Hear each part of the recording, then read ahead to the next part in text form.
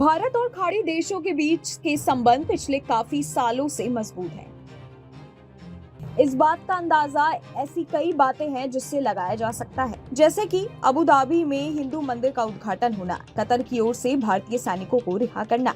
साथ ही इसमें प्रधानमंत्री नरेंद्र मोदी का रोल भी काफी अहम माना जाता है। प्रधानमंत्री बनने के बाद नरेंद्र मोदी अब तक खाड़ी सहयोग परिषद देशों की 13 यात्राएं कर चुके हैं। इसमें 7 यात्राएं सिर्फ यूएई की बताई जाती हैं। जीसीसी देशों में Bahrain, Kuwait, Oman, Qatar, Saudi Arabia और यूएई है। हालांकि सिर्फ भारत ही खाड़ी देशों के साथ मजबूत रिश्तों के लिए एक्टिव नहीं दिख रहा है। गल्फ देश भी इन रिश्तों को एक नई ऊंचाई तक ले जाने में अहम भूमिका निभाते नजर आ रहे हैं। ये दोनों ही देश एक दूसरे के लिए जरूरी हैं। खाड़ी देश भारत की तेल और गैस जरूरतों के लिए महत्वपूर्ण है। भारत अपनी तेल आवश्यकताओं का लगभग 60% खाड़ी देशों से पूरा करता है। खबरों के मुताबिक एलएनजी और एलपीजी दोनों के लिए कतर ही भारत का सबसे बड़ा स्रोत है। खाड़ी देशों के साथ भारत का व्यापार भी बढ़ा है। यूएई भारत का तीसरा सबसे बड़ा व्यापारिक भागीदार है। बता दें कि पीएम मोदी ने हाल ही में खाड़ी देशों की अपनी यात्रा पूरी की। प्रधानमंत्री के हालिया दौरों ने इस क्षेत्र के साथ संबंधों को और मजबूत किया है।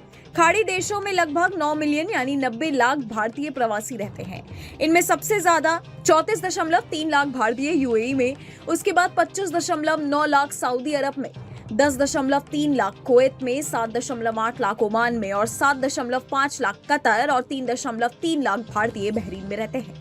मीडिया रिपोर्ट्स के मुताबिक विदेश में रहने वाले भारतीय हर साल इंडिया में जितना पैसा रेमिटेंस के तौर पर ट्रांसफर करते हैं, उसका तकरीबन आधा तो सिर्फ खाड़ी सहयोग परिषद यानी कि जीसीसी के देशों से आता है।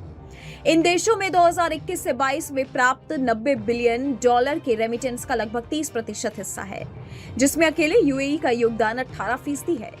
2014 से लेकर 15 की बात की जाए तो भारत को विदेश में रहने वाले अपने नागरिकों से मिले कुल रेमिटेंस का करीब 29% खाड़ी सहयोग परिषद देशों से आता है। साल 2020 से 21 में बढ़कर 50.3% हो गया। 2020 से 21 में भारत को कुल 80,012.7 करोड़ से ज्यादा का रेमिटेंस मिला था, जिसमें 4,500 करोड़ सिर्फ जीसीसी देशों से मिला था। बता दें कि पीएम मोदी पहली बार 2015 में यूएई दौरे पर आए थे, जो तब 34 सालों में किसी भी भारतीय प्रधानमंत्री का पहला यूएई दौरा था।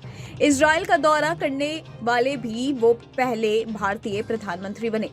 मोदी के कार्यकाल के दौरान इजराइल के साथ भारत के रिश्ते और मजबूत हुए ही हैं। अरब देशों के साथ ताल्लुकात भी एक नई ऊंचाई पर है। इजराइल और अरब देशों के बीच 36 के आंकड़े के मद्देनजर दोनों के साथ भारत की दोस्ती कामयाब विदेश नीति की एक नई इबारत लिख रही है। इस वीडियो में फिलहाल इतना ही। बाकी देश और दुनिया की तमाम बड़ी खबरों के लिए आप देखते रहिएगा न्यूज़ स्टेशन।